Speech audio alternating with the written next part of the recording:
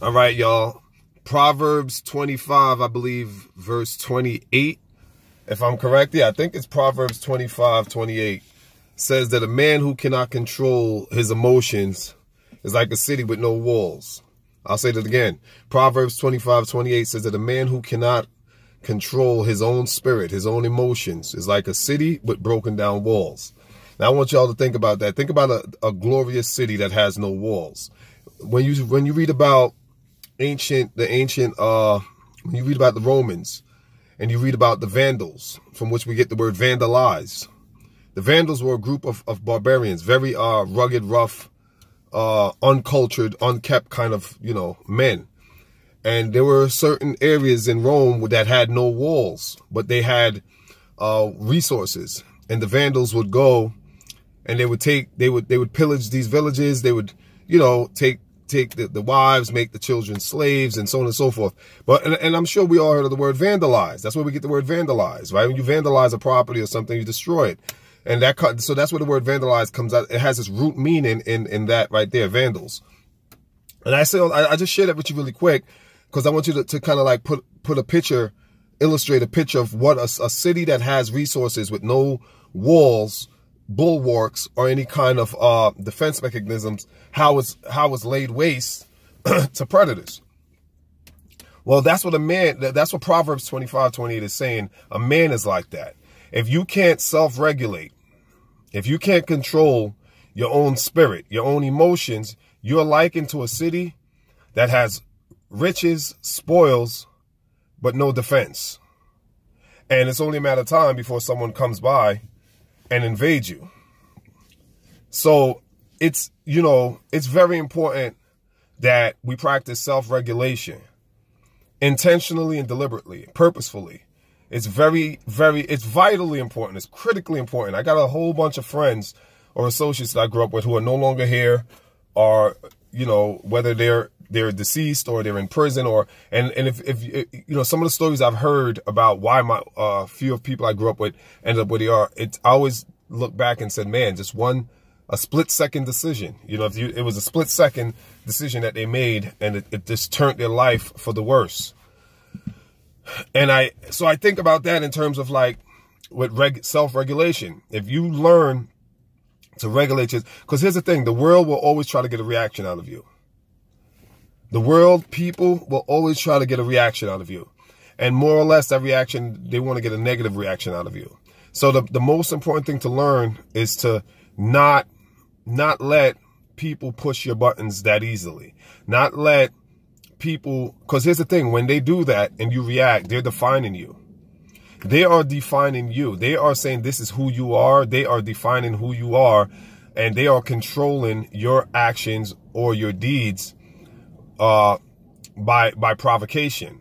So it's important to understand that self-regulation is a defense. It's not cowardice. It's not that you're scared. Look, I'm not saying be no sucker.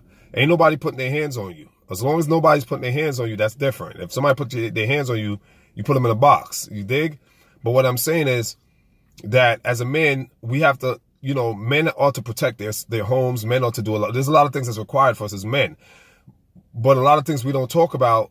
We talk about making money. We talk about, providing, buying houses, cars. There's, all these materialistic stuff, which is great, good. I'm all for that. But one thing you don't hear a lot about is men. We need to learn to be in control of ourselves. We need to learn self-regulation. I believe regulate. The Bible, same Proverbs talk about the tongue is like a two-edged sword. In the tongue there's life and there's death, and the tongue is like an untamed beast, right? It's a wild, untamed beast. So self-regulation is of the utmost importance because at the end of the day, you're preserving yourself.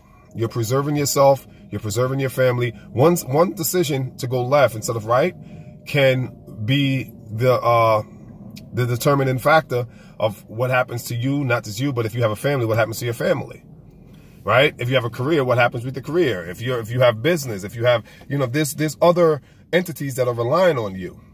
So your one decision can affect a plethora of different entities or people or things. So, excuse me, self-regulation is very important. So, excuse me, I'm just sitting here drinking this coffee.